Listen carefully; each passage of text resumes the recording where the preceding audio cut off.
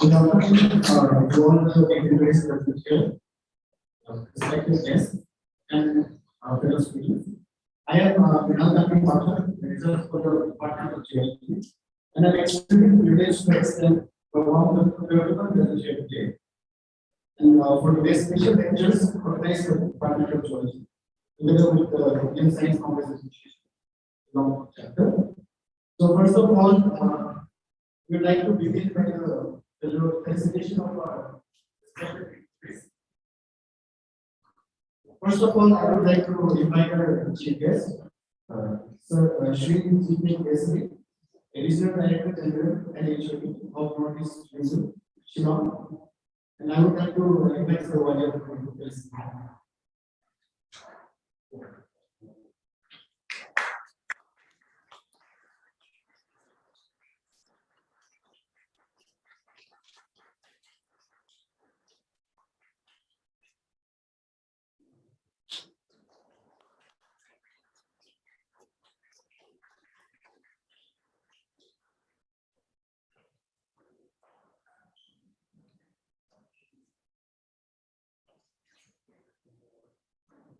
Next, I would like to invite our respected guest of honors, Dr. Kalasin Singh, the Director of our Institute of Marine Geology. I would invite Madam Lucy Zewal to please participate.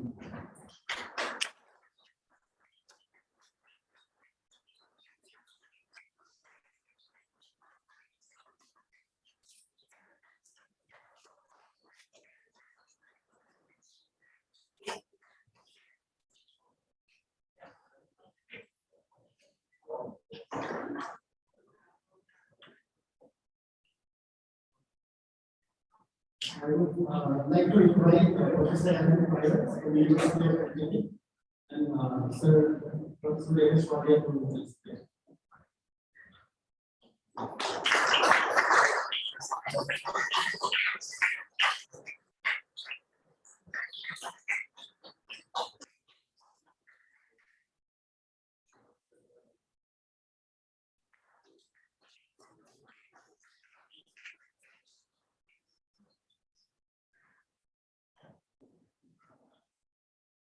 Now, I would like to invite Professor Davis Wadia to please give the speech.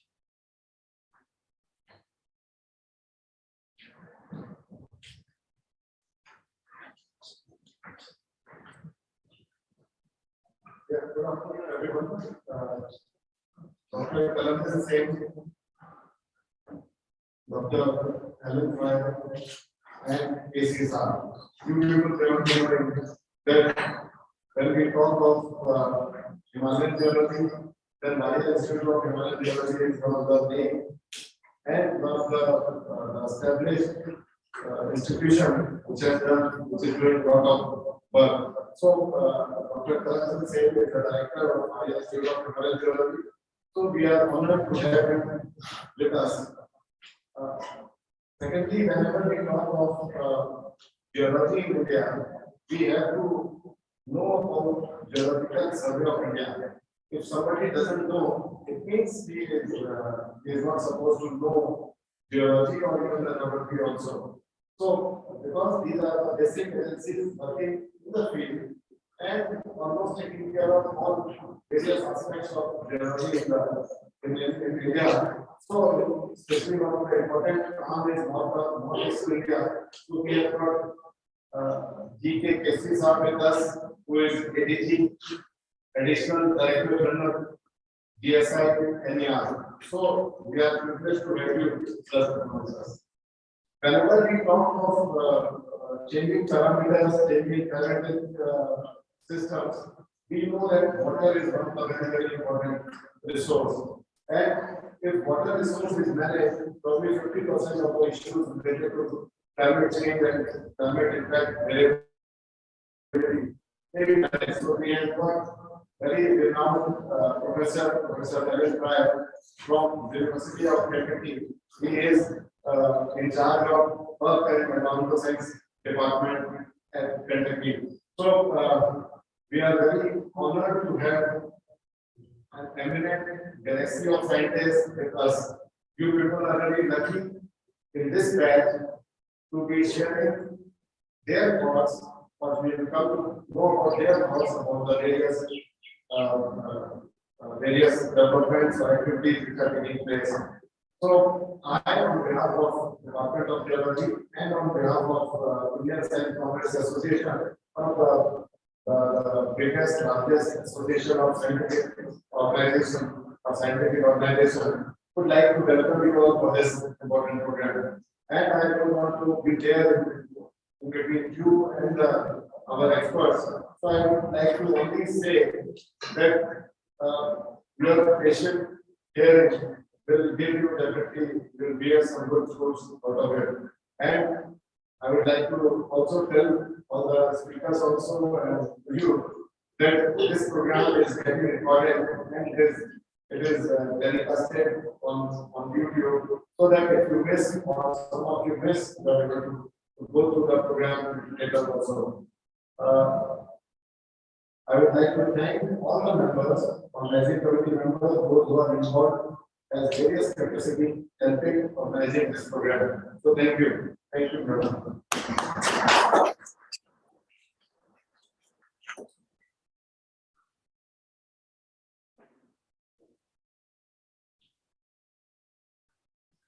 Thank you so much, Professor Kiswani, for your wonderful words.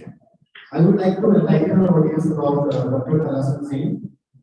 He has obtained his MSc Tech in Applied Geophysics from IITS in Bhopal and PhD in Seismology from CSIR NGRI, Osmania University, Hyderabad.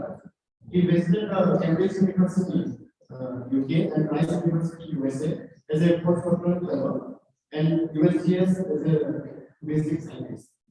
He is also an honorary outstanding professor at SIR Hyderabad.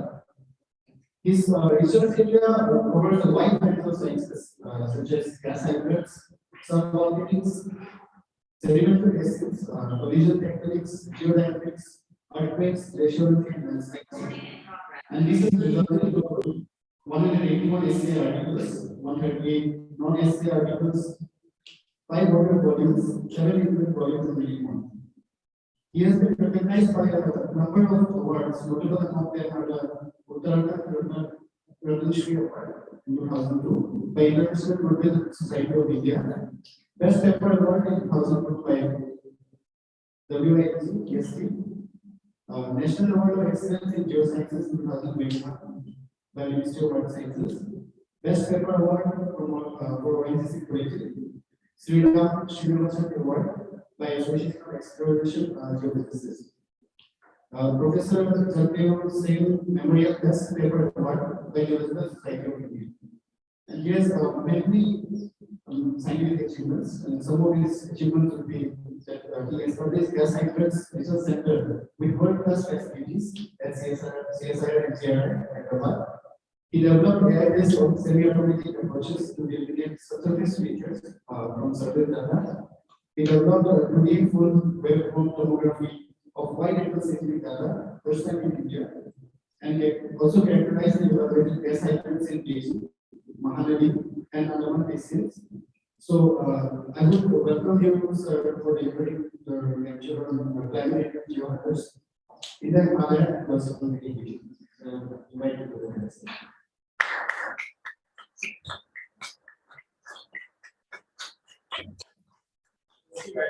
Actually, came here as a chair, to be the chairman in the SCRB meeting, scientific science and research board.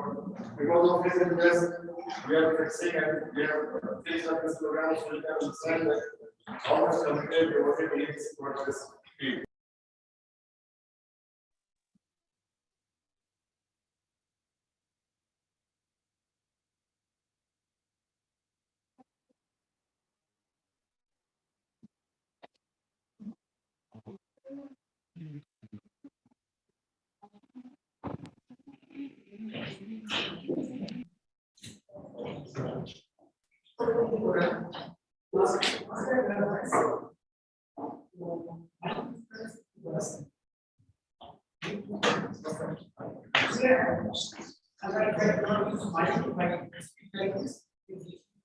Last page.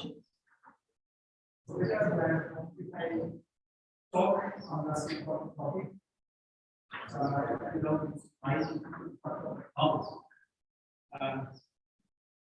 so first of all, I thank this collective for giving me an opportunity to share my thoughts and views on a very important topic.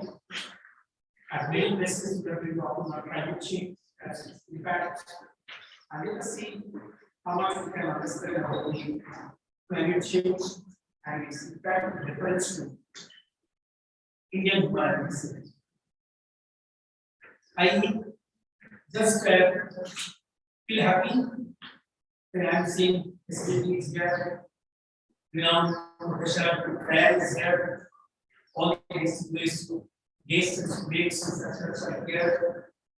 So I also want to believe that document has been produced or maybe some sort of information has been provided by a account of G20, and many of you know G20 is a intergovernmental platform in which India is holding the presidency, which generally discusses about the international financial stability, about the climate change situation, about the sustainable development. So I thought, let me talk of that direction. How will we be able to make some sort of resilience, strong emergence of economy, not only of our country, but for the international scenario, by doing some of the aspects as a scientist, as a researcher, how much we can do. That all of us know that 2021 we have experienced the biggest healthcare crisis in COVID-19 that has devastated the economy of the entire world. So if you look into that aspects, if you look into the G20 aspects, the main focus always has been how we'll be able to make some sort of economic stability of the whole world, including our country, as well as climate change mitigation, and most importantly, sustainable development, economic growth. So I've chosen the topic climate geohazards in Himalaya and possible mitigation. Let us see, when we talk about Himalaya and you are in the Shillong region, if you look into the long stage of the Himalaya starting from northwest and Hindu Kush as well as Nanga Parbat, to if you look into the Arunachal Pradesh northeast, Nachi Barwa, it was in 450 long stage and contributing to 350 kilometers width from south to north. That Himalaya has been evolved because of the collision between India and plate with the Asian plate that initiated 55 million years back around the ocean time, and lot of subsurface processes, the convergence, the deformation of the rocks, crustal shortening, tectonics, neotectonics, exudation of the rocks are going on. Besides that, there are a lot of surface processes, precipitation, weathering, erosion are also taking place. So from both sides, on the surface as well as beneath the surface, a lot of processes are going on, and Himalaya is pretty stressed and stress has been further aggravated by the anthropogenic and developmental activities. By the climate change induced phenomenon, we have experienced during the last decade or last 10, 12 years, 15 years time, that the frequency and magnitude of the landslide have been increased because of these excessive events, excessive rainfall, extreme events, and that extreme rainfall leading to flash floods as well as landslides. We have also experienced, because of climate change, there have been excessive snowfalls that are leading to avalanches.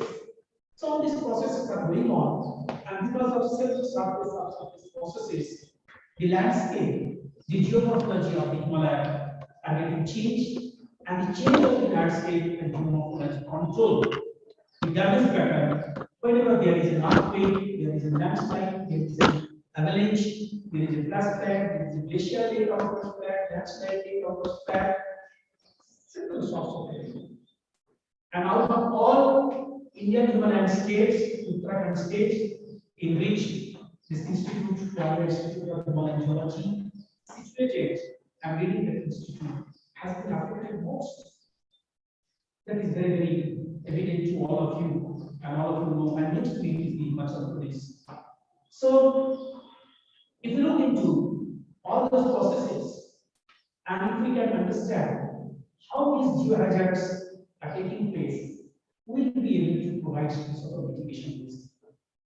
And if you look into Prime Minister's state-wide agenda to the disaster risk reduction, then we have a greater responsibility not only as a geoscientist, georesearchers, for the entire community, maybe not only into the Himalayan states, but into the entire country.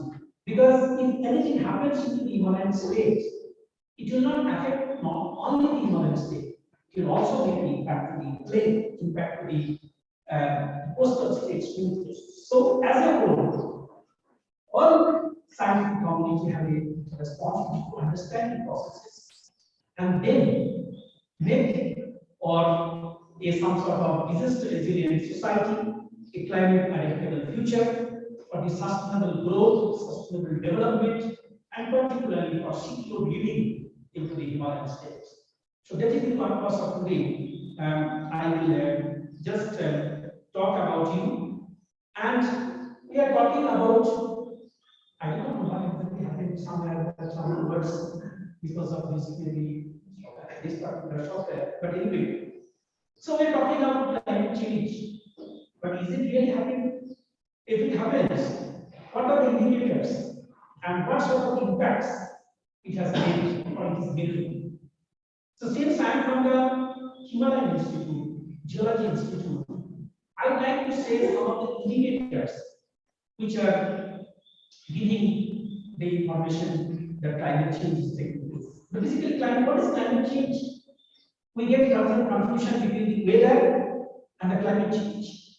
Weather is a short-term phenomenon in which we know what exactly happening to the temperature, humidity, maybe rainfall, some other parameters. But over a period of time, at a particular location, if we can understand all this phenomenon, then it is defined as a climate change. The long-term shifts of the temperature to the pattern. So if you look into the Himalayan perspective and try to understand indicators of climate change, then all of us can see that high altitude Himalayan glaciers are sinking, glaciers are melting, and below in the depression, water bodies getting formed, what we define glacial lakes. New lakes are being formed, lakes are being expanded, existing lakes are being expanded.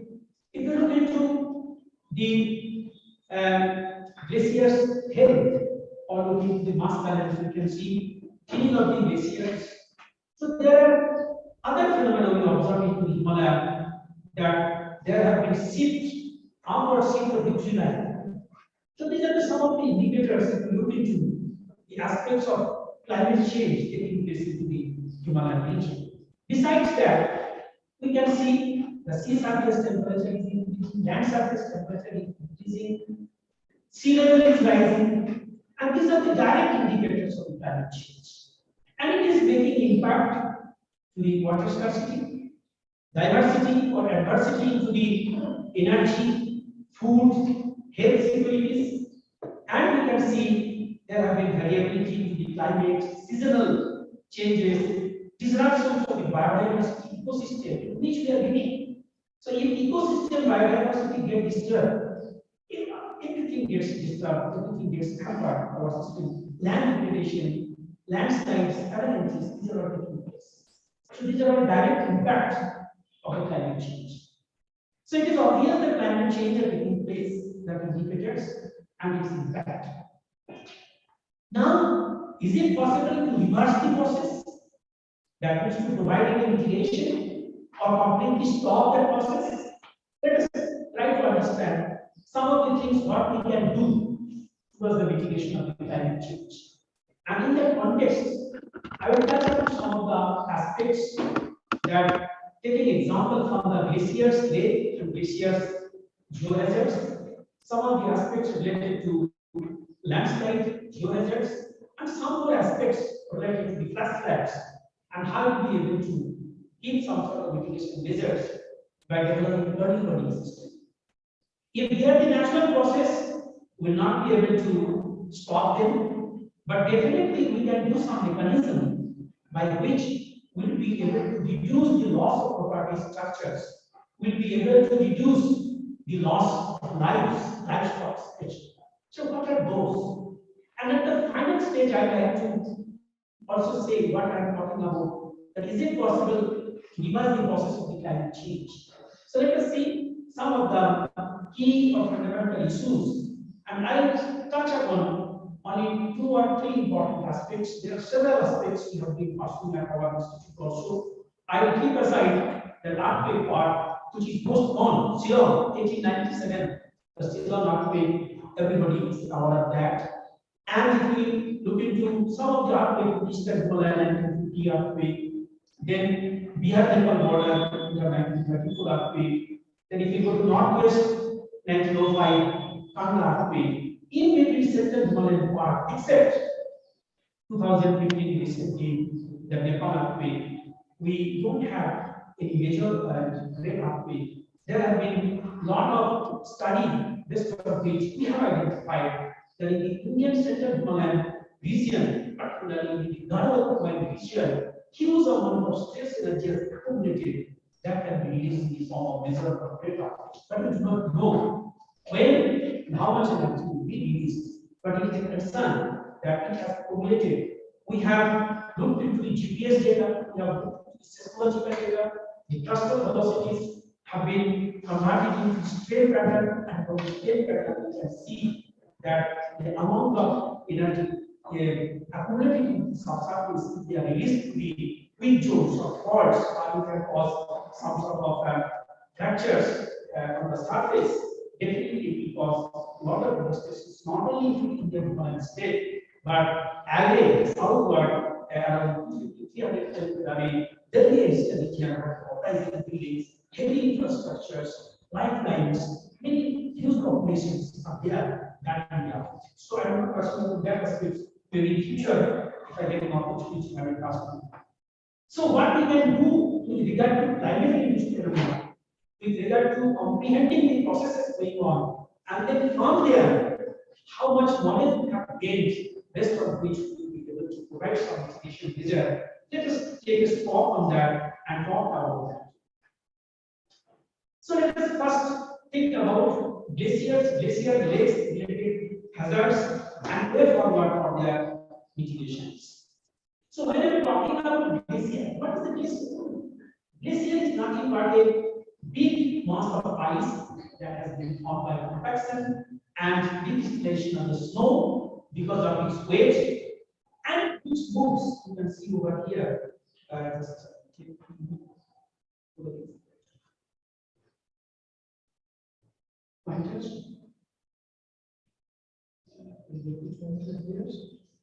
Anyway,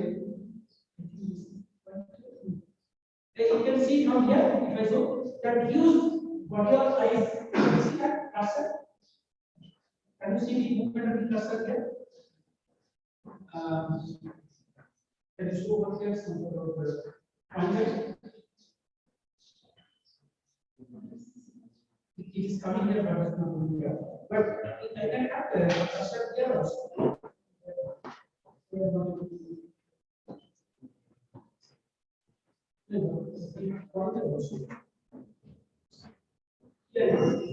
Yeah. So I got it now. So that fuse ice, but can move also downward because of this gravity. So this is the glaciers. So you have understood glaciers. And when you're talking about snow accumulation, all we are talking about the higher altitude, where temperature is much low, below than 0 degree. Then what is a glacial lake? Any water body that has been formed by the glacial activity is called a glacial lake. And the glacial lake can be found in the front of a glacier, at the side of the glaciers, over the glaciers, below the glaciers. Depending on their locations, the glacial lake is found as supraglacial, subglacial, terminal glacier, or some sort of periglacial, etc. So we have understood about the definition of the glacier, the definition of the glacial lake, and when we are talking about this phenomena, we are always talking about glaciers that have formed at the higher altitude. Because by the natural process of accumulation of the snow that have been compacted and decrystallized to generate the glaciers, we are talking about that.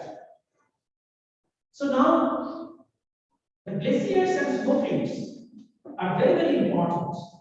It is the lifeline to millions of the people living in Asian countries that gives irrigation to that water, what we get from the glacier lake, etc. It comes to the river, and we are utilizing that water for irrigation purposes, for drinking purposes, for domestic and industrial usages, for the generation of the hydroelectric power. So these are the lifetime to be of the people. Even through the rivers, a lot of waters and sediments are being carried out, and they are very much useful for the agro-economic development, cultural growth of our country. And therefore, many people have chosen the Himalayan states as a place for habitation, for their economic growth, for their cultural growth, etc. And if you look into the Himalayan glaciers, there are about 10,000 glaciers that has covered roughly 37,500 square kilometers area and around more than 20,000 glacier lakes. And when we talk about glacier and glacial lakes at the slope region, they always pose threat to the downstream, to the structure, to the population, many things. So that particular threat we are defining as the glacial hazard, glacial lake related hazards. All of you have heard that in 2013 there have been glacial lake outbursts in the natural town. There was multiple factor which was responsible for that. Plus 2013, 1800, 5,500 villages killed, 6,000 people, and then that happened in peak summer for a lot of pilgrimages. Gangotri, are places in our country. Now people have started to go over there. More than 1 lakh, 2 lakh people got trapped because of that particular disaster what took place in 2005.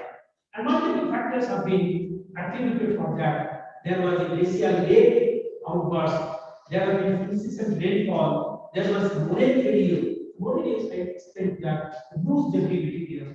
Whenever glaciers move, they leave some of the boulders, some of the loose materials, and they stay there and they form as a bank in the depression and they create some sort of blisters. We have seen that.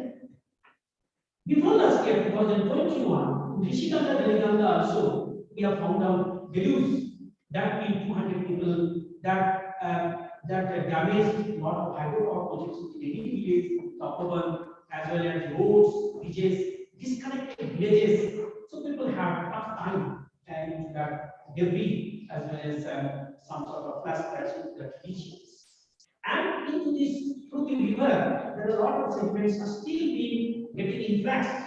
And whoever stakeholders have made their hydropower project, they are getting silted to resolve that. And siltation will resolve another threat it creates, because whenever there have been some sort of construction of the dam has been constructed based on the water pressure of the reservoir exerted on the dam.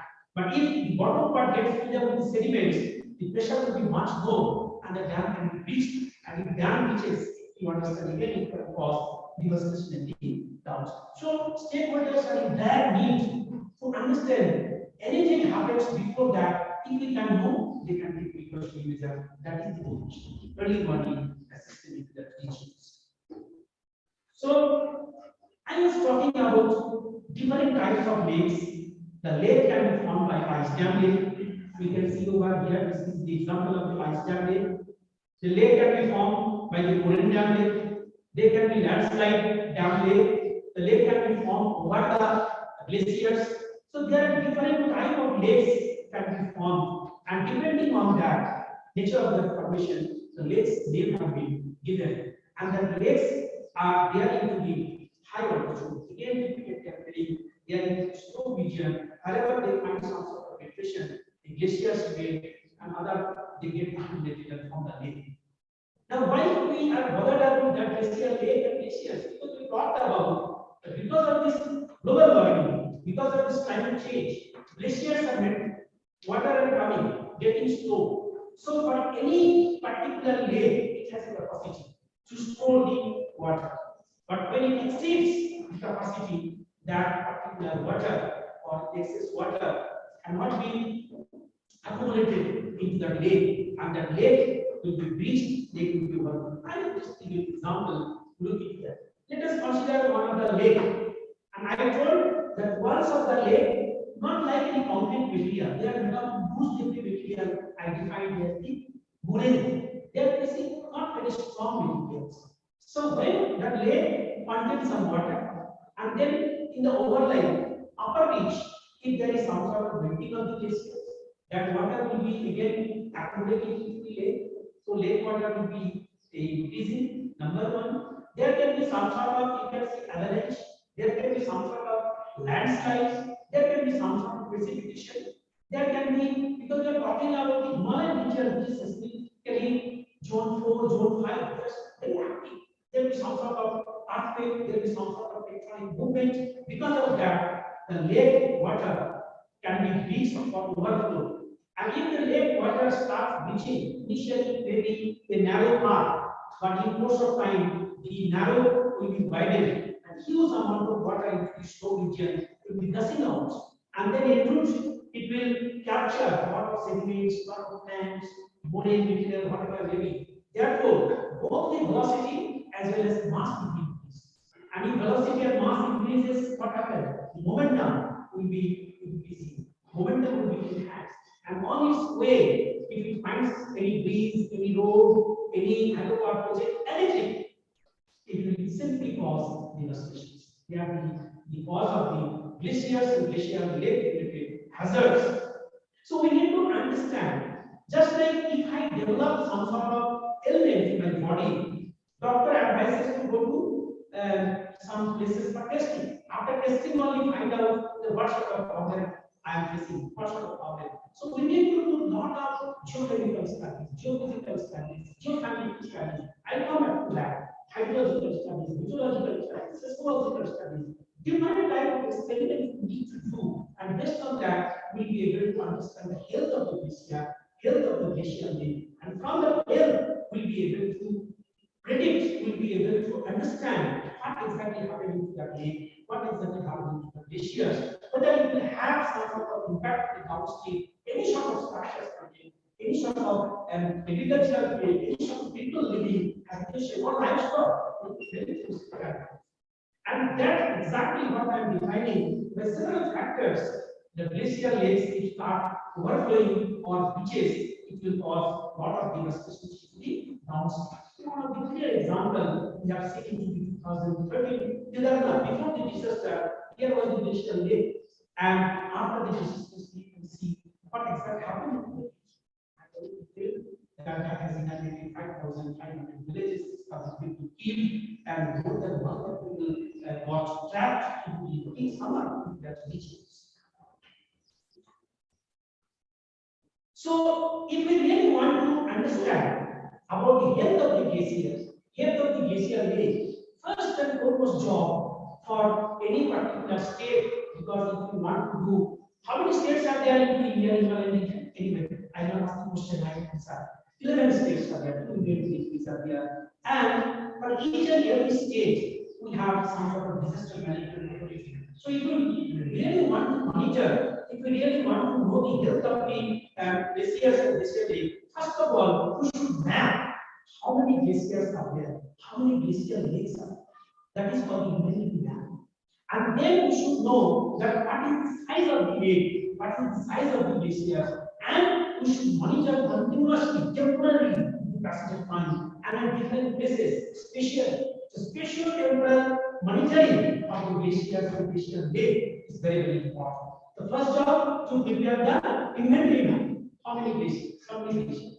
So these are the inventory map we prepared, our scientists prepared for the Uttarakhand state, 1265 lakes, and Himachal Pradesh 955 lakes. And then we know what are the size of the lakes. This is the first job. And second job, we need to monitor. So we need to, if we can find out a particular lake, this is actually one of the Changshu lake into the Sikkim Himalaya, where we can see from the satellite data what is the dimension of the lake, what is the dimension of the glacier. If we look into 1991, the glaciers and glacial lake, you can see the size of the glacial lake was this much and glacier was. But 2000, you can see the glacier is retreating, melting, and the lake is being expanded. 2015, further, the glacial lake has been sink, and glacier has been sink, and glacial lake has been. So if you constantly, temporarily look into a particular glacier, which may have some sort of impact on the downstream, you will be able to understand what is going on to the lake, what is going on to the glaciers. And that one will give you, because you need to know that what is the capacity of the glaciers, what are the materials which is made up of the glacial lake, and then from there you will be able to do. Then using some sort of sonar bathymetric study, you will be able to know volume of the water in the lake. So if you continuously know that what is the strength of the lake, how much water it can hold, what are the capacity or strength of the walls of the lake, because if more and more pressure is exerted on the wall can be broken, be breached. So all these things, if you do geoscientific way, these are the tests, these are the experiments we need to do, so that we will be giving some sort of information about the health of the glacier. Like that, another example over here, how the glacier, the lake have been expanded. You can see over 1991, this was the size has been increased and size has been increased. So this is one glacier, the inventory, glacier lake inventory, and then monitoring the passage of time.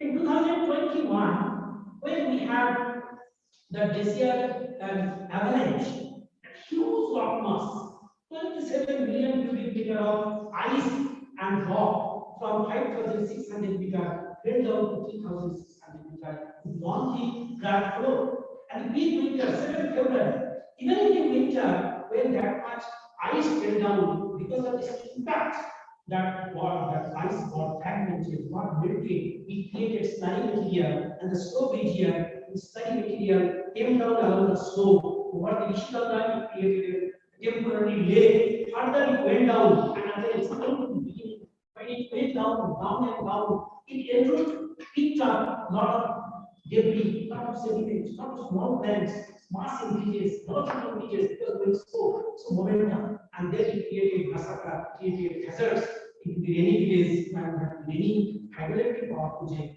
We have further down, we talk about what the Kalipanda, that was like that. I will show you some of the pictures to be able to know. So, but one thing we have understood, that fortunately we have a station, seismological stations, for our seismicity understanding in Himalayan region. Wadia has got seismological instruments established by which we understand seismicity about the earthquake.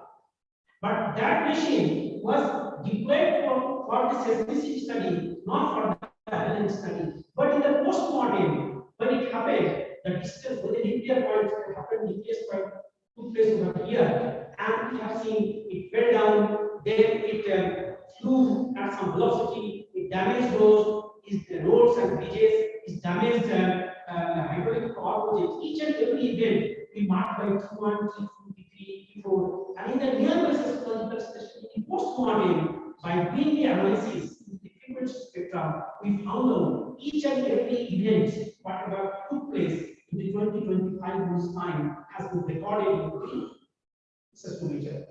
And that gives some sort of information. The entire episode, starting from the nucleation of the avalanche, its flow, its damage to the roads, damage to the hydraulic power projects are arrested. And this gives some sort of information that if we have a close network in a catchment, in this basin, this will help us to know what exactly happening in these stations. Most importantly, this is very, very important, and that gives us a lot of confidence in the future that before that particular event took place, that avalanche, we had 3 hours time, lot of tremors, and before that we didn't have anything. So 3 hours before we didn't have anything, 3 hours there have been started some sort of tremors, and then suddenly that particular threshold, that avalanche took place. So these particular tremors we define as a precursor events. So before that event, mostly we are heavily dependent on the hydrological data, by which we are able to understand the glacier recession, mass balance, sediment water discharge. We are looking into the meteorological data that gave us information on the temperature, wind speed, wind direction, humidity. So this hydrological data based on water level automatic recorder, that meteorological data based on automatic precipitation. We are getting a lot of information about the glaciers and glacial lake. But after this 2021, we identified the precursor events. Now we are adding the precursor events from the seismological data, along with the hydrological data and meteorological data, mixing with the satellite data, and we have proposed that in a glacialized basin, if we have a network of the hydrological data, meteorological data, seismological data, along with the satellite data, inside the high resolution or high spectral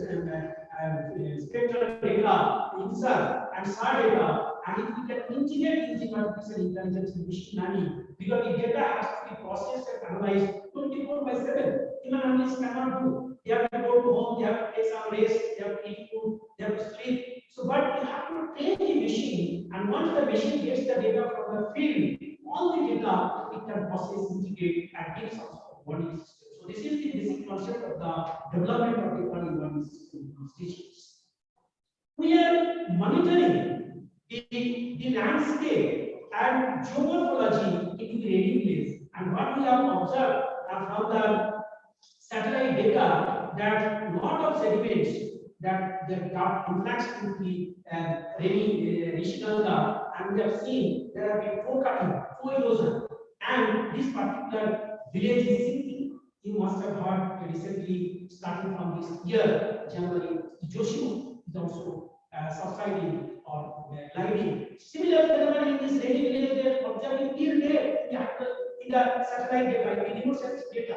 So people living in the rainy village and here, anytime there can be some sort of landslide. So if you look into these data sets, and we have seen that co-cutting and co-erosion are responsible for the land instability of the slope, and this can happen.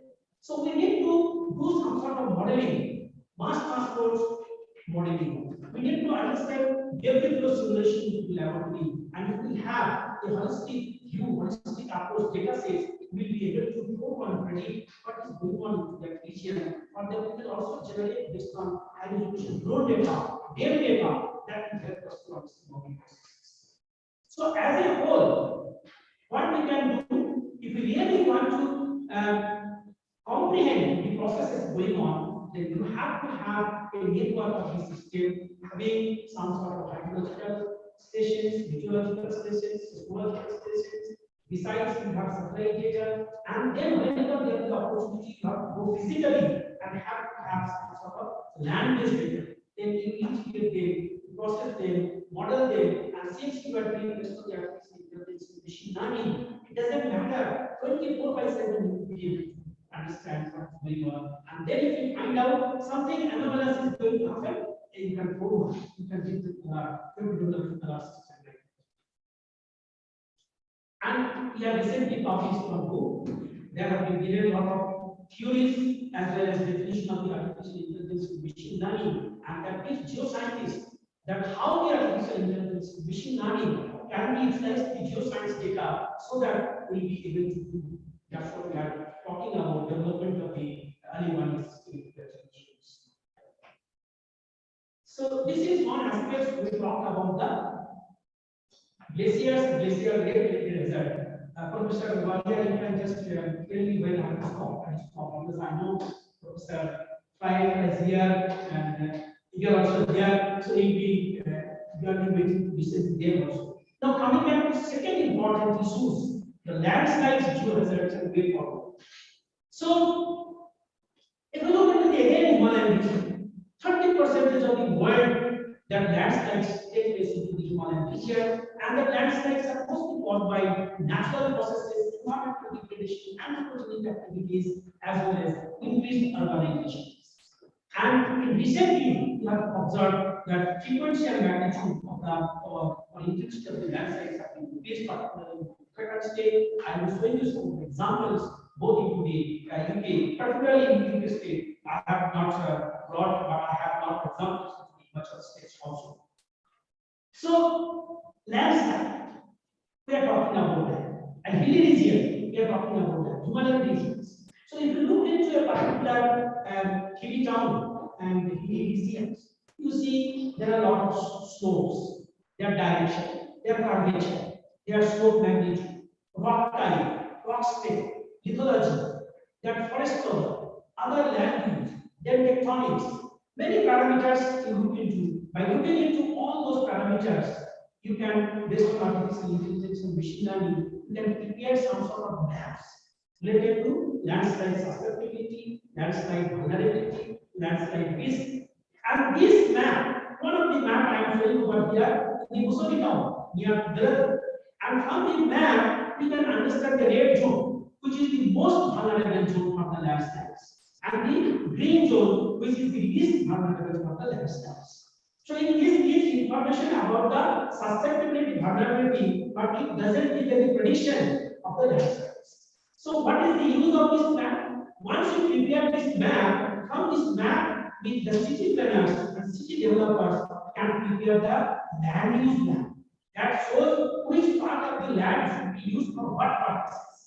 And that provides a lot of implications to the development of the smart cities or the development of the green corridors in that regions. So that gives us information. But till then, we will not be able to make some sort of, and the highly vulnerable zones would not be allowed for the constructions of the heavy structures that low vulnerable zones should allow. Even cost of the land also will vary. High vulnerable zone will be less costly and low vulnerable zone will be more costly. So like that, many things city planners and developers can fix based on this landscape susceptible land. Like that, we prepare for the medical town, many other districts, Uttarakhand and Himachal state. But ultimately, if we find out the landslide highly susceptible zone, vulnerable zone, if there is a rainfall, if there is some sort of tectonic movement, if there is some sort of heavy drawdown of water, if there is any sort of anthropogenic activities, those regions are bound to have some sort of landslides. The heavy vulnerable zone, the red zone, and if we get some sort of prediction by the Indian Meteorological Department, and that region rainfall is going to take place, immediately we can forewarn that the region may have some sort of experience of the landslides. And the landslide forewarning will be able to prepare by placing a web-based sensor into that region, the high vulnerable zone, whether it is a rain gauge, it is a piezometer, it is a inclinometer, extensometer, insert, and stir. And these data sets, if we can get from the high vulnerable zone, that will help us to forewarn the landslides, the prediction of the landslides, by coupling the slope instability with the rainfall threshold or any other triggering factor what I talked about, whether it is a tectonic movement, whether it is a heavy drawdown of the water or other so we can do that. That short is our aim, and we have been doing in two places, particularly in the Yoshimoto region also. We are placing all these web-based sensors and monitoring because we know that is the most vulnerable zone, and then we'll be able to go on about that. So if we know that landslides on zone and how to be able to give some sort of disaster mitigation, one of the very successfully what we have been log back that a particular slope region has been found on susceptible. So you can do for the mitigation measure, structural measure. How you can do structural measure? You can have some sort of guard walls, you can have retaining wireways, short clip, you can see in certain mills, and that landslide have been arrested. It will not allow. So by doing that, there will be non-structural measures also. You can follow some sort of a building codes, you can have some sort of sensitization local that don't go to that site, or maybe you make red zone that people will be not allowed, so they are allowed to construct any sort of structure. That means non-exposure.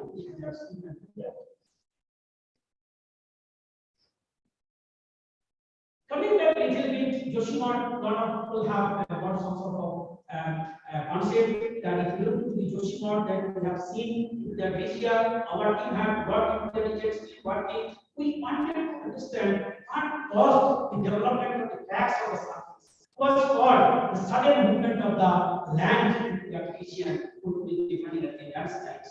And we have found out that some of the important factors in this region, the scope of the region is around PPP, and the city was based on previous some sort of landslide on zone. There are cobbles, pebbles, boulders.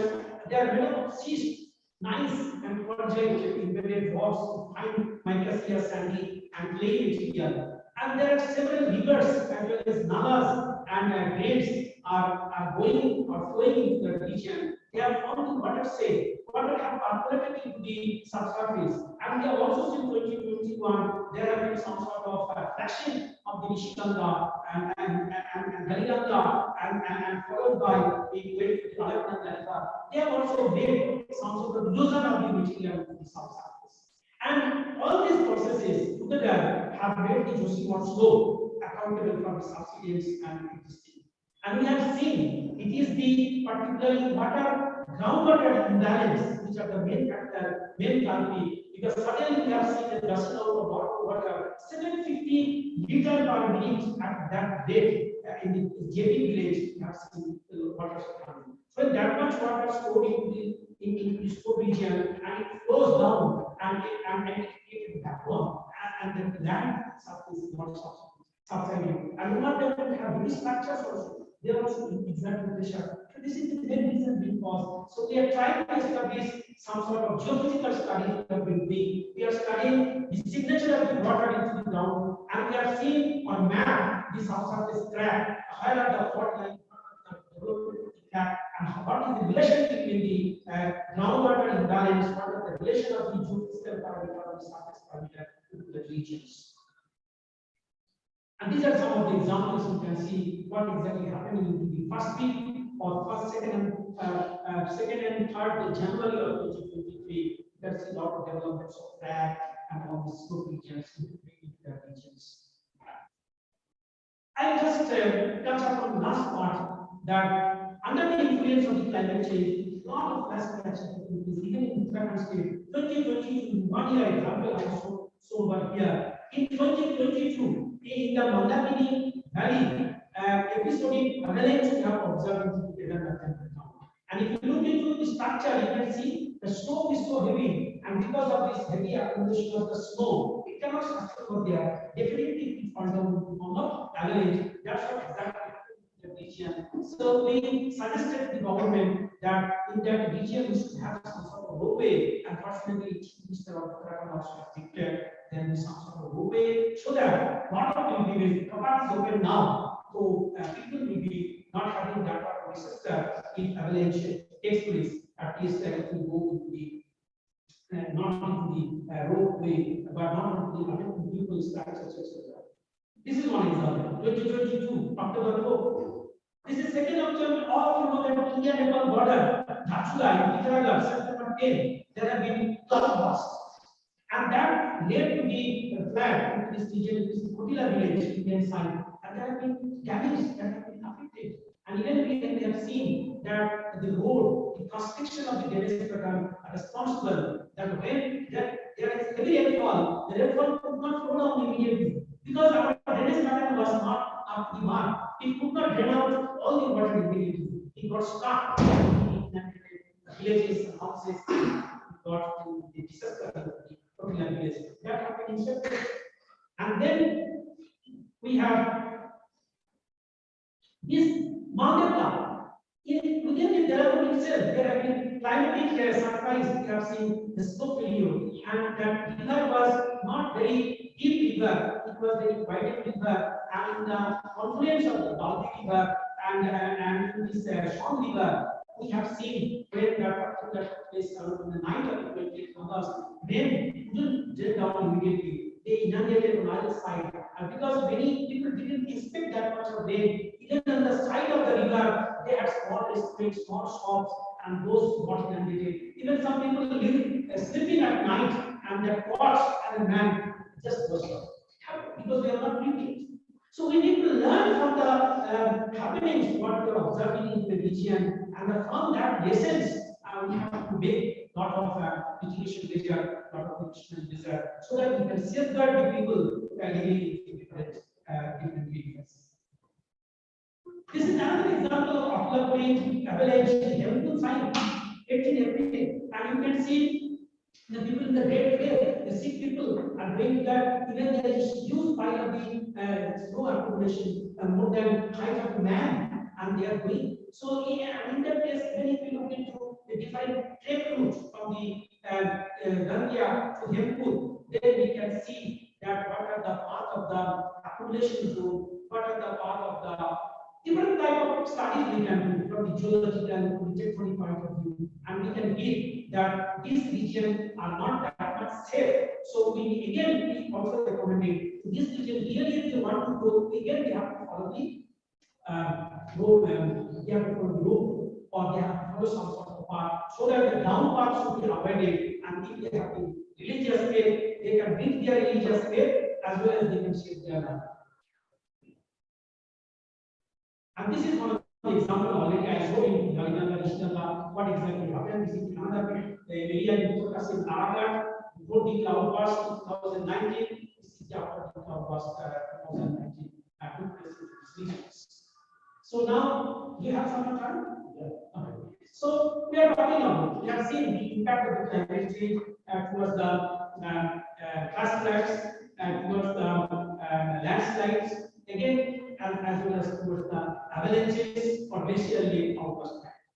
Now, that particular climate change can be reversed.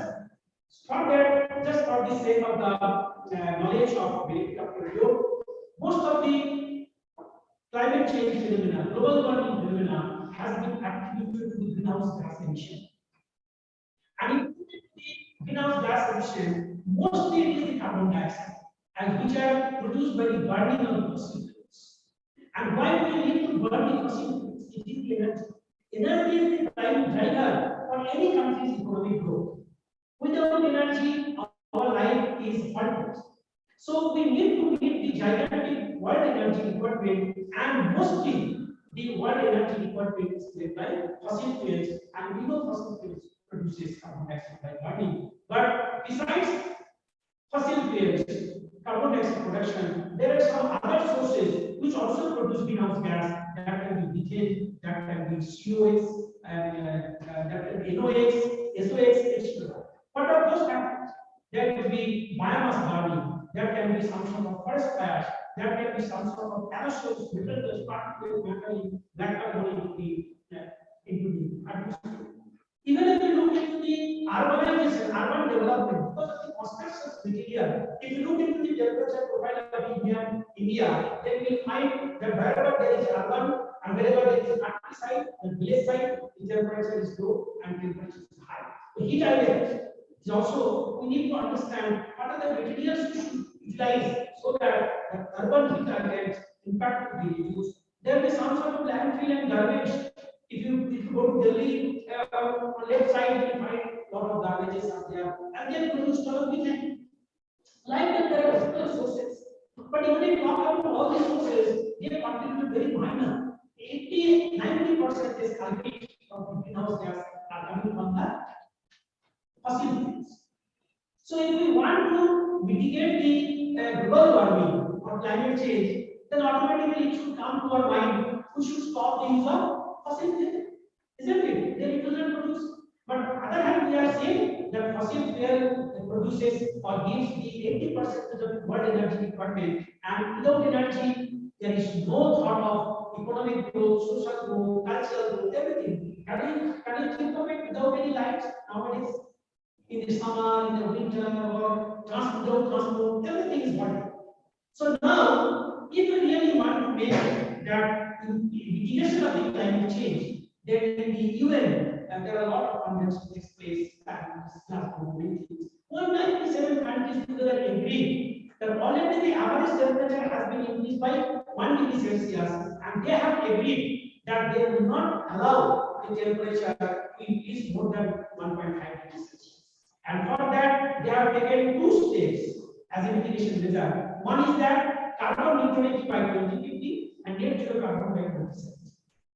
So how will we be able to do that? Carbon neutrality and net zero carbon by 2070? Definitely, we have to make a shift or transition from the fossil fuel to non-fossil fuel of green energy or renewable energy.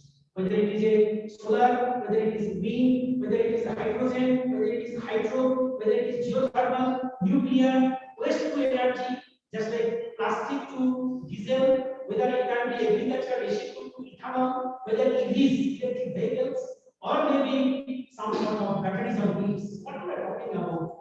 So we have to make a renaissance, we have to make a complete shift, change, and breakthrough from the fossil fuels to the non-carbon producing energy, green energy, or some sort of renewable energy. At one hand, we have to look into the requirement of the whole world is so huge, whether these many renewable and green energy resources are capable to meet that requirement or not. This is one aspect. Second aspect, anything suddenly we cannot stop. So there should be this gradual transition from the used carbon to low carbon and environmental energy sources. And let us see how we will be able to do that in that direction. So, the last few decades, there have been a lot of efforts to develop the energy by utilizing the green energy as well as renewable energy source. But unfortunately, we have not been able to make a breakthrough to completely make a substitute of the fossil fuels. We have been able to make only 6% of the hydroelectricity, 5% of the renewable energy, and only 4.5% of the nuclear, and 9% is from the waste energy. Remaining 75 to 80% of the world energy requirement still is made by fossil fuels. An International Energy Agency has predicted that in the coming 2 to 3 decades, fossil fuels will be made. So if fossil fuels remains, we are not able to make success or breakthrough or renaissance into the green energy and some sort of renewable energy resource, then we are not able to do the justice or mitigation. But even has 197 countries together has taken an oath of the carbon neutrality and net zero carbon, how is possible? So we have to depend on the fossil fuels. If that is the situation, then also we have a way. For that, what we have to do, we have to efficiently capture the carbon dioxide from static sources. Static sources, what are the static sources? We are using a lot of fossil fuels or any other fossil fuel product that are generating carbon dioxide. It can be from the household, it can be from the processing unit, it can be from the factories. So we have to efficiently capture that carbon dioxide from the static sources, as well as we have to efficiently capture carbon dioxide from the dynamic sources. What is dynamic source? The carbon dioxide. So is it possible only by absorption, hydration, or some sort of new innovative ways are required so that efficiently we can capture the carbon? If we can capture the carbon, what is the next step? We have to utilize the carbon for our domestic purposes, for usable products. It is also possible. Again, we have to think in a innovative way that carbon dioxide can be converted into usable products that can be carbonated by having some sort of catalytic reaction. So we have to think of what is the best way immediately we capture and in situ convert it to the carbonate. And that carbonate can be utilized for several purposes. It can be used for the drugs, it can be used for the glass, it can be used for the pulp, it can be used for the water softener, it can be used for the cement material, it can be used for the chemicals, many things. Carbonate. So the complete purpose causing the global warming, if we can capture efficiently and convert it to carbonate, that can be used for several domestic purposes. Or it can be converted into methanol and its derivative. And also the methanol and derivative can be utilized for number one is that synthetic fabrics, paints, plywoods, agrochemicals. So for this purpose, we have to think of in a different way how we be able to make that particular carbon dioxide product. Or it can be utilized into some sort of usable process. What are the usable process?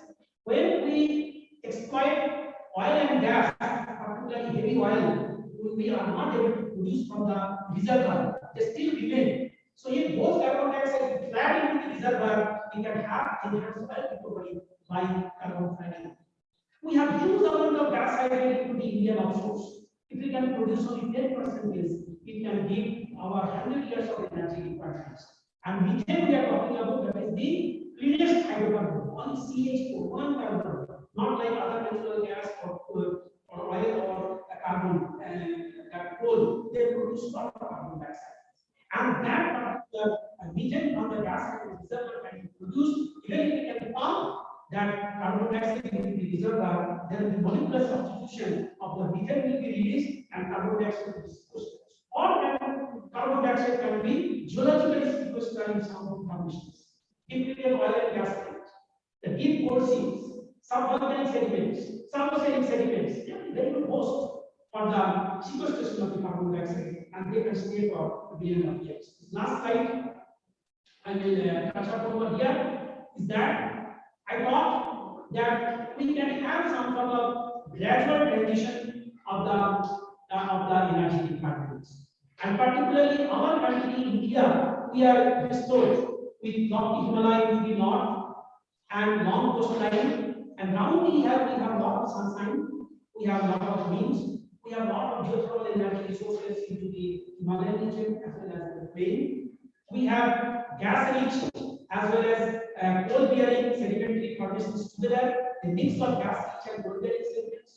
We have rural ecosystem where it is agricultural centric. We have urban ecosystem which is industry based.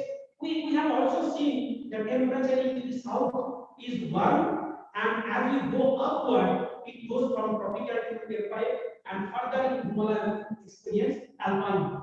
So different part of the country needs different type of requirement of energy.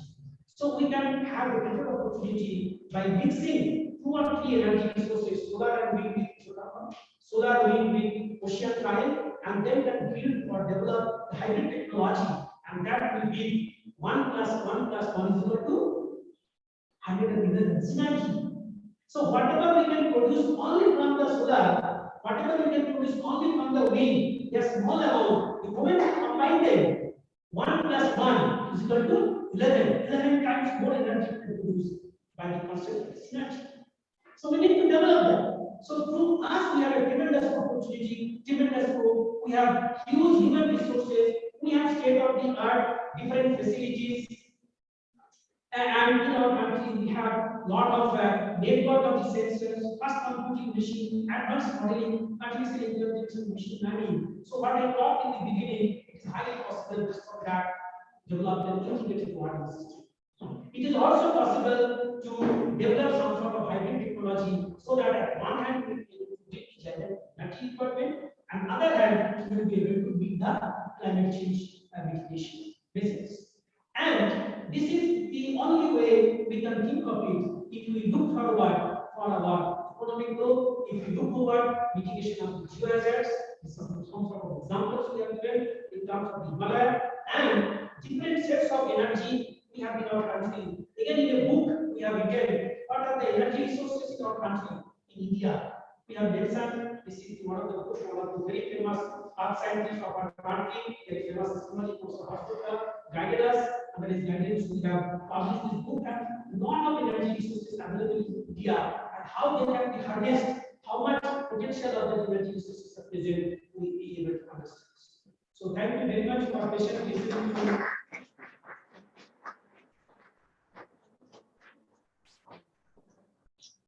Thank you very much.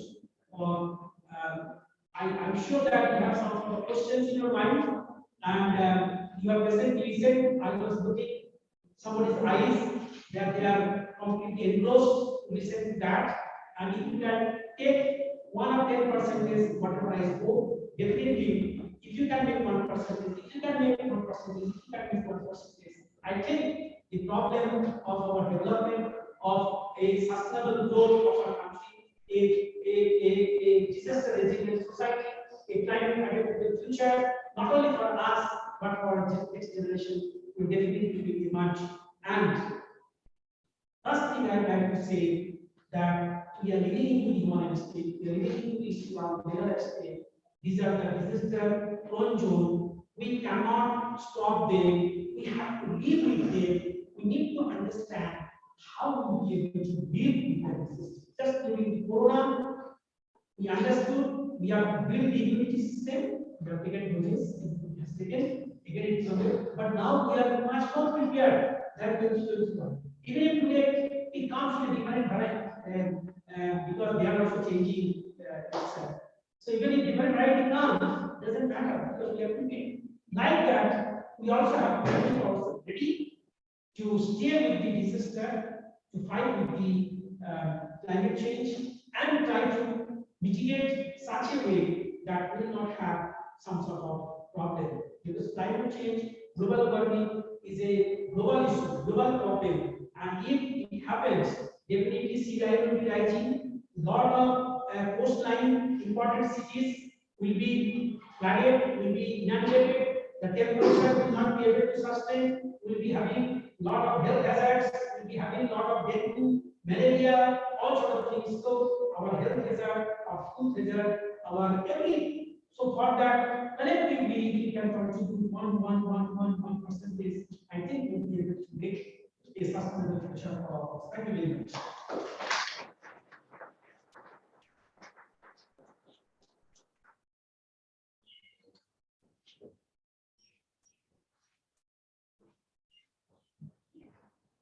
Thank you, sir, for such an excellent and informative presentation. I would like to invite Ms. Devina Mohammed to speak a few words about why we proceed with this presentation.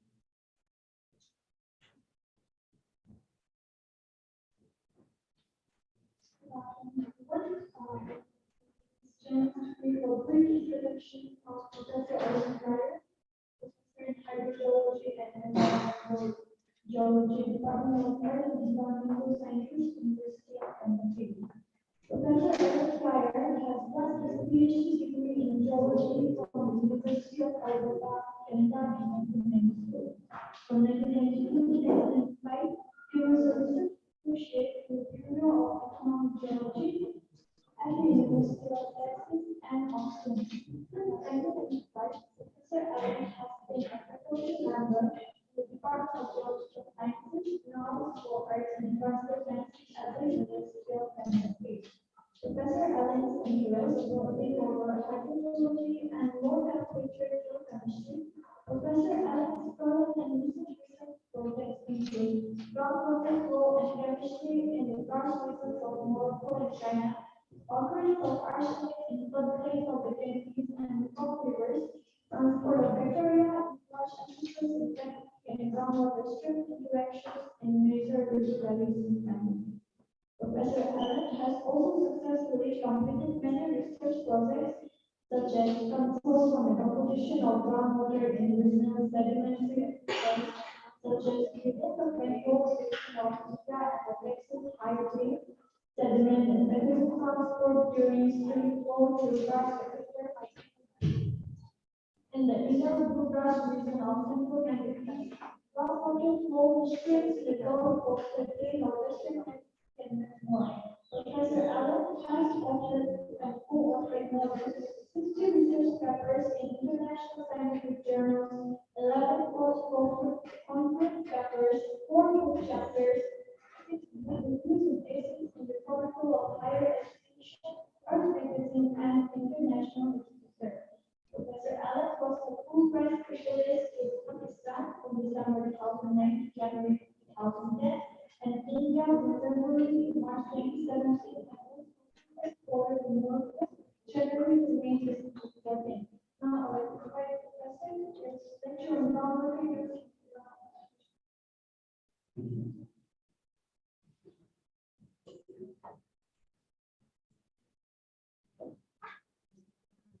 I think I'm going to follow Dr. Stevens' lead, a short interview with ICAP because I'm used to speaking in large auditoriums. I appreciate the opportunity to be part of this August week with Dr. Steen and Sri Sorry and Professor Lawyer presentation and all of you here. Those of you who heard the presentation that I gave last month on water resources Magali in India. This is going to be somewhat different, shorter presentation. This is a version of the talk that I did a couple of days ago at International Conference at Assam Agricultural University, focused specifically on groundwater, which is both my area of expertise and research. But what I'm talking about today is primarily groundwater issues with an emphasis on Maine. I'd like to acknowledge again the Fulbright program, the Education Foundation, and so just by way of background, we talk about reservoirs of water, reservoir not being human link, artificial lake, also called reservoir, but also where does water reside in the Earth's water cycle? Groundwater is the single largest reservoir in that context of unfrozen freshwater. The largest reservoir is polar and glacial ice, but a lot of that is not readily available for use. Globally, about 70% of groundwater withdrawals are used in agriculture, principally for irrigation, and I'll show even more so in India. From an agricultural perspective, groundwater will support crop production and surface water is limited. And groundwater irrigation has bolstered food security. Think of the Green Revolution in India and improved rural socioeconomic conditions. So, groundwater is an important resource for multiple uses, particularly in India. Groundwater is critical, right? Which is really still a backbone of the country's economy. So, this is from last year's Third Government Climate Change Report 2022, and this shows annual trend in precipitation as a result of change in global warming. This changes in precipitation percent per degree Celsius of global warming. So the darker you get in this color scheme, the greater the change.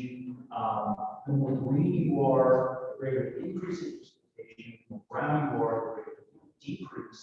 And you can see if you focus on India in particular.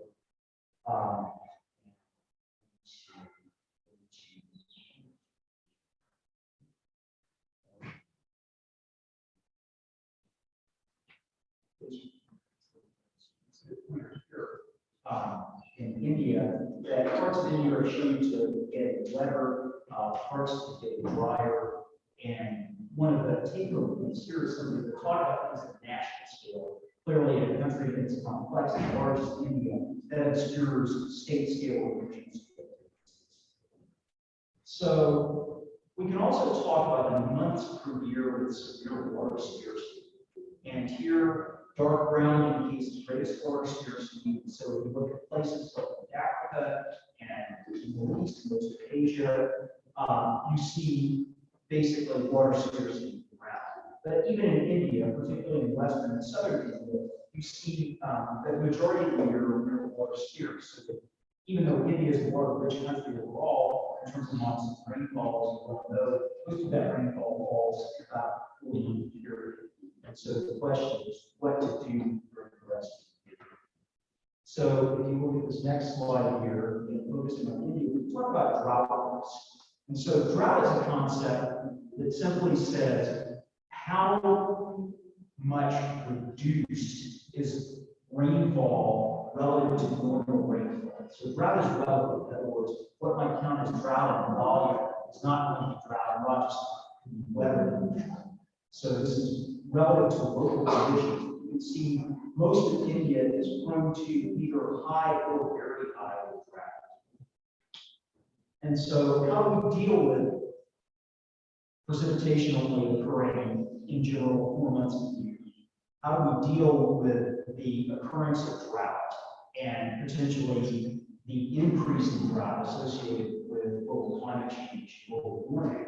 Well, groundwater has been in a lot of this. In other words, groundwater can be thought of as sort of a bank in which water is stored slowly over time. The challenge is when we deplete groundwater at a rate greater than the replenished by precipitation.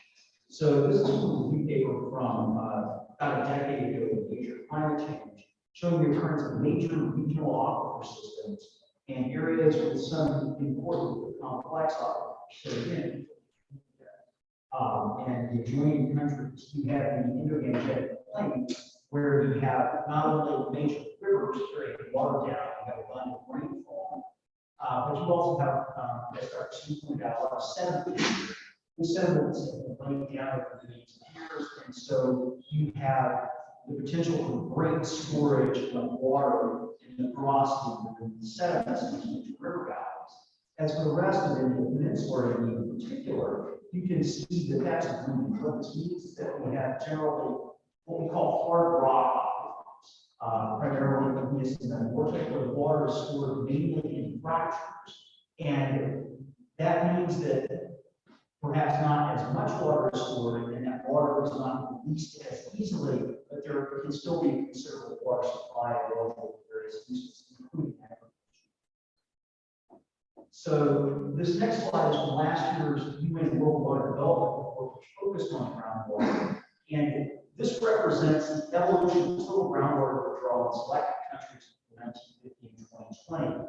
And if you look, the rate of change in India, as well as the overall usage, is dramatically greater in other countries.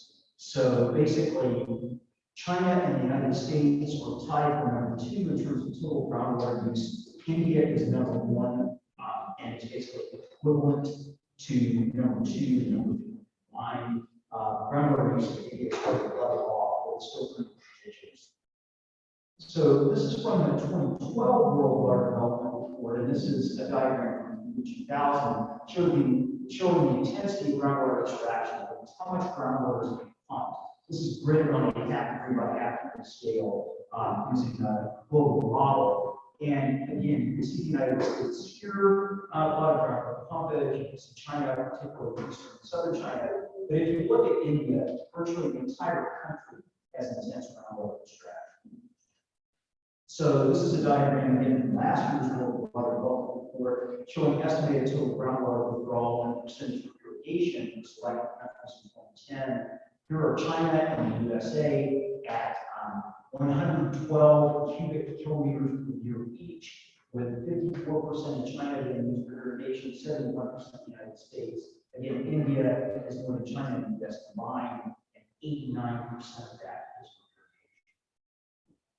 So I talked about groundwater recharge and groundwater pumping. So recharge is simply precipitation or surface water infiltration from major rivers or irrigated regions is greater than the rate of evapotranspiration. So if you're not familiar with this concept, we know evaporation is the process by which water vapors return from the land surface to the soil or the atmosphere. Transpiration is the process by which water vapors return from plants to the atmosphere. Evapotranspiration just combines those two processes. It's the total loss of water vapor via plants or direct evaporation from the land surface, including water bodies, to the atmosphere. And so in order to have recharge, you have to have precipitation greater than the rate of water vapor loss. And the rate of recharge depends also on permeability, that is the ease of flow of water through the soil or sediment or underlying rock. Land use changes by humans. Deforestation, irrigation for agriculture, conversion to cropland, urbanization, all of those can modify recharge because you potentially have less infiltration. On the other hand, when you have irrigation, that can actually potentially increase both the amount of water vapor returned to the atmosphere and the rate of precipitation. And finally, for multiple aquifers globally, such as shown in that slide previously, groundwater pumping rates exceed natural recharge rates. And so we simply know by mass balance, this is going to be unsustainable over some time scale. Is it years? Is it decades? Is it centuries? It's really going to depend upon the rate of pumping and the volume of groundwater that's being stored. So this is a map showing groundwater table decline. It is the decline in the top of the so-called saturated zone in various major aquifers around the world. And you can see here that you don't see significant groundwater table decline in peninsular India, but you do in the Indo-Gangetic region. So this is a diagram that I showed in my previous presentation. It shows aquifer lithology. That is, what is the aquifer, the water-bearing, groundwater-bearing body made up of? Is it unconsolidated? So for those of you who are geologists, you know what unconsolidated means: sediment, sand, gravel. Or is it crystal? That is hard rock. And so again, the same symbology here: the darker the color, the greater the amount. So unconsolidated aquifers, blue. The darkest blue, as shown in the lower Ganga and Brahmaputra valleys, you have the highest recharge. The darkest green in these crystalline rocks, you have the highest recharge. You also have these so-called minor groundwater basins. Well, they may be minor relative to these other regions in Peninsular India, especially in the Indo-Gangetic Plain, but they still be locally important. So this is a map by state as of 2009. So Telangana and the partitioning.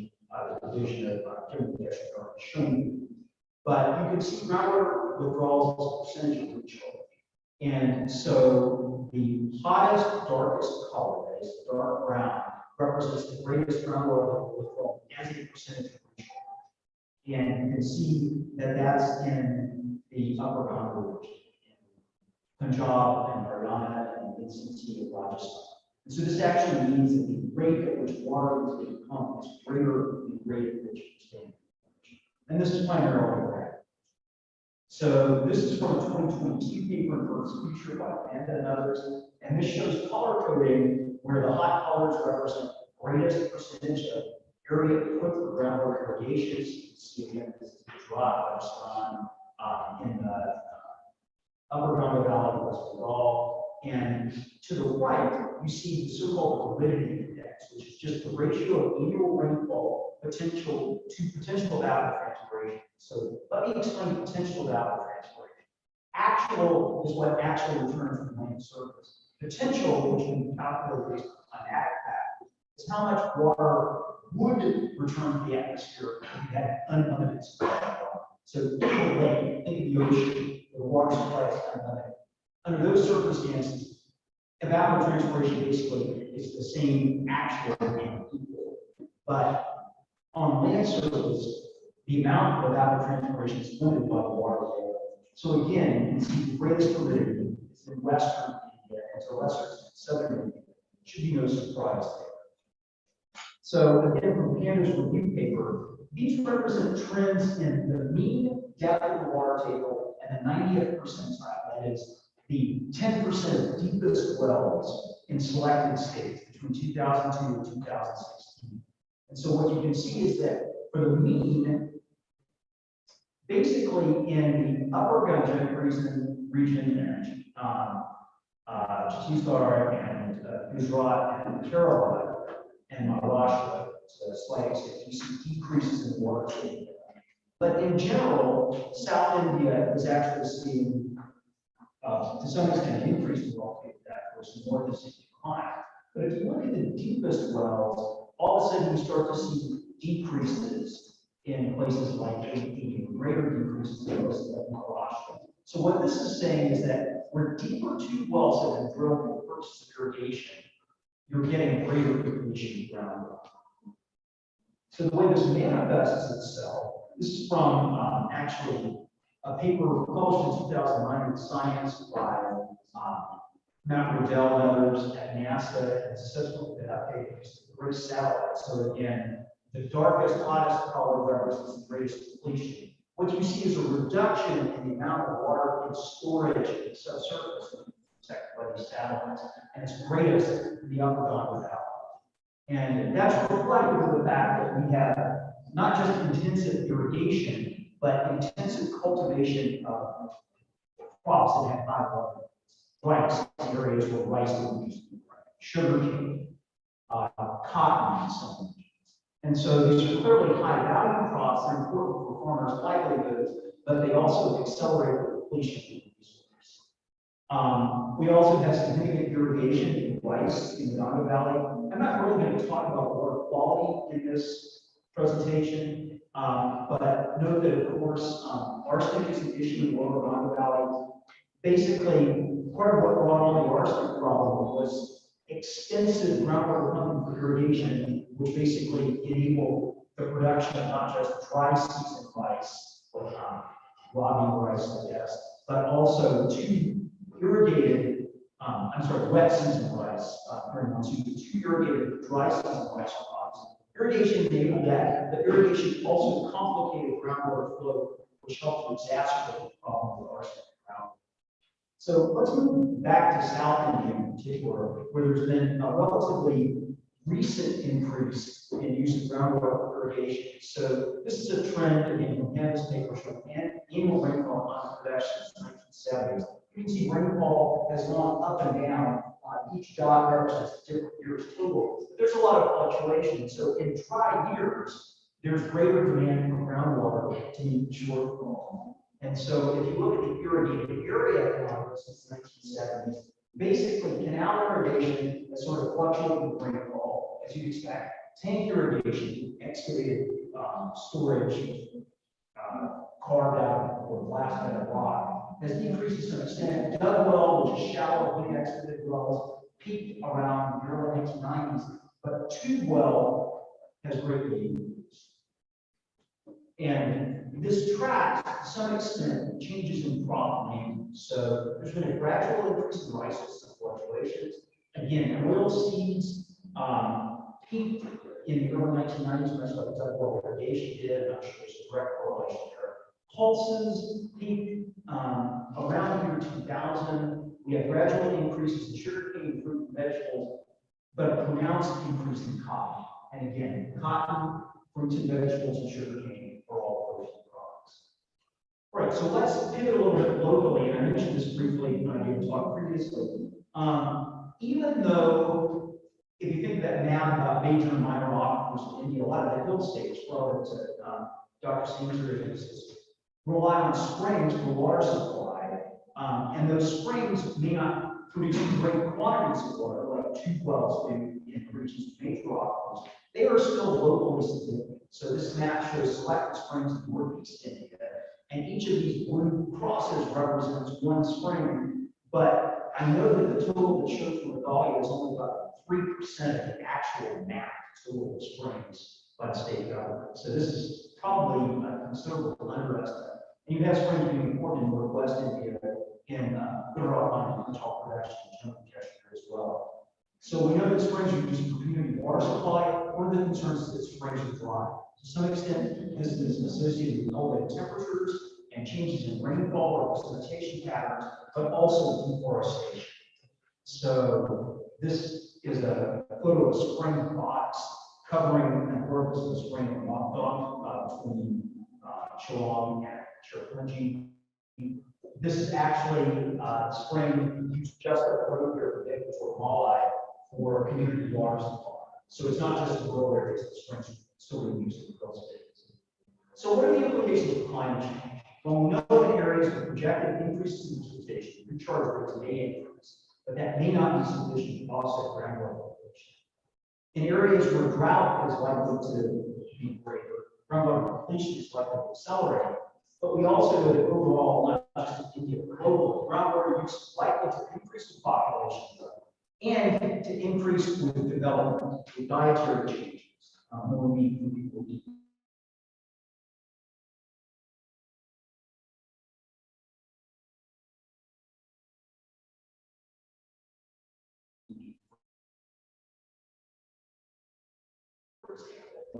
You can see that there have been both increases and decreases in monsoon precipitation, but pronounced increases in the frequency of extreme events. So what this means, among other things, is flooding, landslides, but from a groundwater perspective, if you have more rainfall at a particular time, only a finite amount of that water is going to soak in, and more of it's going to run off, so you need to be able to capture it if possible. This is from last year's World Water Development Report, just showing how interactions as part of the water cycle may be altered or accelerated as a result of climate change. So basically, you get increased evapotranspiration as you have more irrigation, as you have lower temperatures. To the extent that you have return flows of water in irrigated land, you can recharge groundwater. You can clearly deplete groundwater storage, but also in coastal regions, you can have sea level rise. And that sea level rise is in part associated with melting of glacial ice sheets and thermal expansion. But what this means is that in coastal regions, basically, because fresh water is less dense than salt water, you have sort of freshwater winds in the coastal region riding on top of more saline water, which is less usable. And so this has been in parallel coastal regions like the southern. This is actually from Deutsche Welle last year, showing problems we're at. And so we will have climate migration in this country. So what do we do? Well, this is from the State Water Resources Information Agency, or Andhra Pradesh, which is a good example of how, in order to manage a resource, you have to be able to measure it. You have to be able to monitor it. This is a great dashboard that's publicly available. It shows surface water as reservoirs, line irrigation tanks, groundwater, soil moisture, water control structures, rainfall. Basically, you need to take an integrated approach to water resource management, recognizing, just like Dr. Seaman said, for energy, we need to have conjunctive use of surface water and groundwater. And clearly, as the stakeholders need to be involved, these have to be policy informed decisions, not just science and technology driven.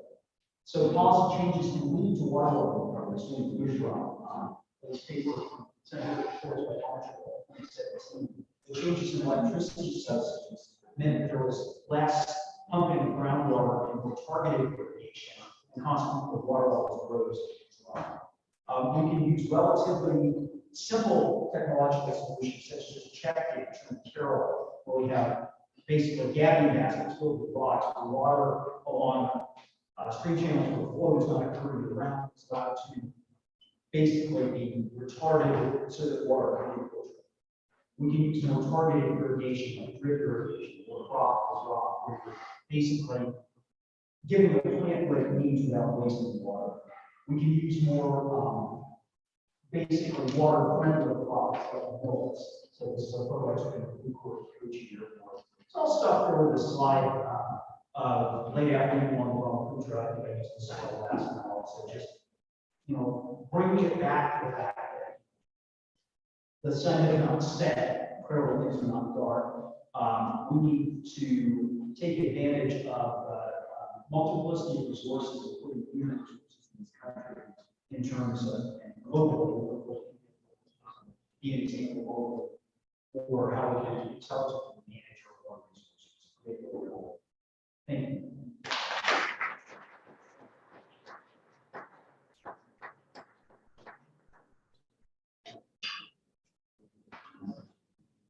I would like to thank Professor Iyer for this very interesting lecture. Now I would like to invite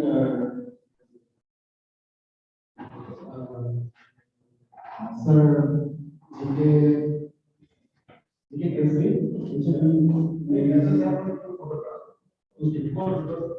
okay, so students can really now let us have now let us have Okay.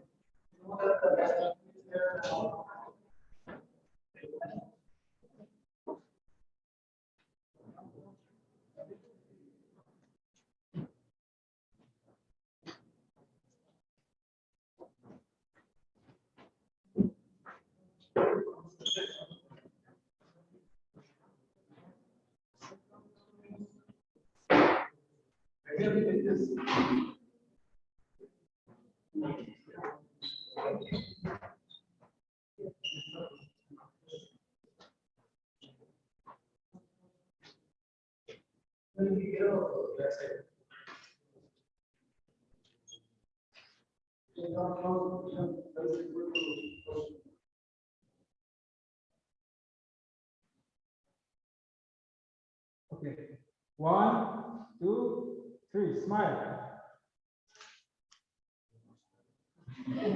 1, 2, and 3. Okay. You come. John.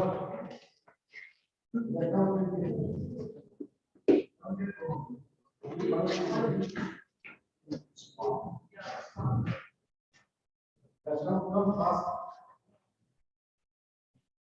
And push some people on the side.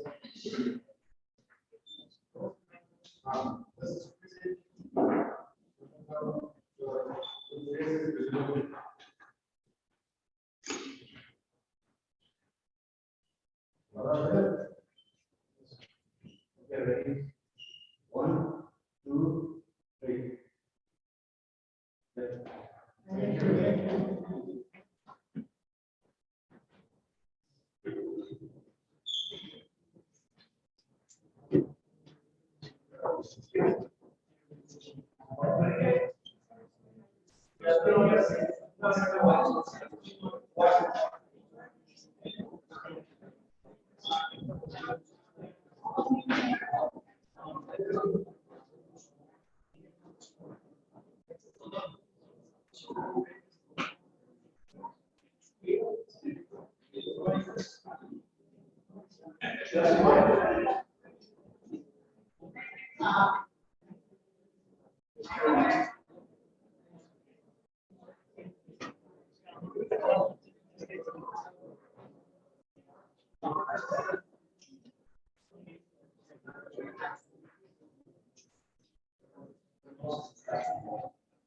Baik, tanya.